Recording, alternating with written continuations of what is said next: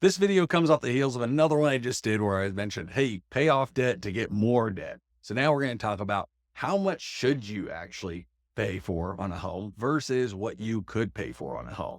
Oftentimes when we're working loan applications, I always like to tell folks, hey, there's the amount that you can be qualified for, but then there's also the amount that you might want to actually pay for. Two different worlds. So in the last video that we just had and a few that you'll see on our site here, we talk about that debt to income ratio and how it really impacts what you can afford on a home. So long as everything else in the mortgage application is relatively clear, the debt to income ratio is what we look at heavily. And that effectively is saying, hey, how much of your income is going towards debt payments?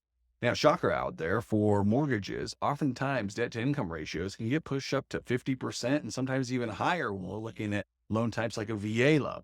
And that's not something that you always want to have. Why? Because if half your income effectively is going towards debt payments, that might not be the best metric for success in the long run for your personal budget.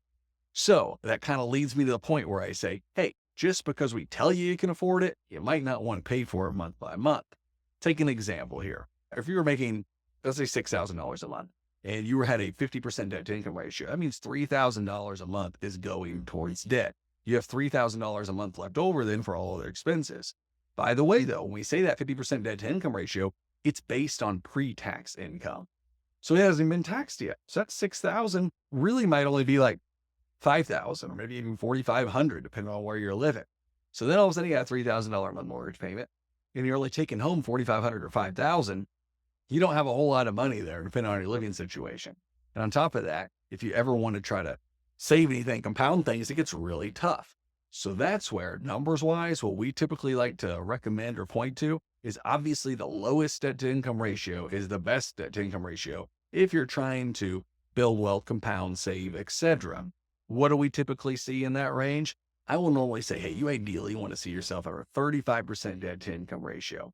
Less, more ideal. Awesome. Wonderful. But around that 35% mark is where just my past experience, where I'll see a lot of folks still succeeding in being able to save, invest, grow, and also still manage to purchase a home that fits their lifestyle and everything they need. Again, lower is always better, but 35% is that right ballpark. There's always the caveats to say, it depends on the price of home, your income. I mean, because if you effectively are making $100,000 a month, I mean, even if you had an 80% debt to income ratio, you'd still have 20 grand a month left over. Some people might assume that, oh, I could live on that. Others might assume that's pennies.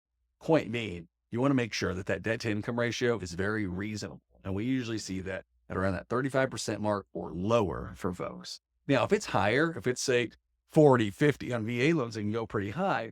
You might want to look at your situation as well. So for some people we work with, they might have a debt to income ratio that's a lot higher, 40, 50, those VA loans, 60, 70%, but we're leaving their spouse entirely off of the application. Because you can do that. In most states, we don't have to count debts from one spouse against the other. Let's community property status, I don't know, it's a whole other story. But point is that for some folks, they just were purchasing it under one person. So the debt to income ratio might look really high, but from a real household perspective, it's actually quite a bit lower just because they're factoring and leaving one spouse who's making an income off of the application entirely. So there's always nuances, but when you include both the whole picture, household family income, and all the debts, especially for your new mortgage, you want to keep that number around that 35%, third of everything or lower to really help make sure you're in good condition. It's always, of course, dependent. That's why I recommend that the first thing you should do before ever buying a home, considering to invest, to buy your own personal primary residence, is to make sure you do a budget and you get a good idea of, hey, what's comfortable for you. If you have a high fixed monthly cost on something that's unique, you want to make sure you take account for that.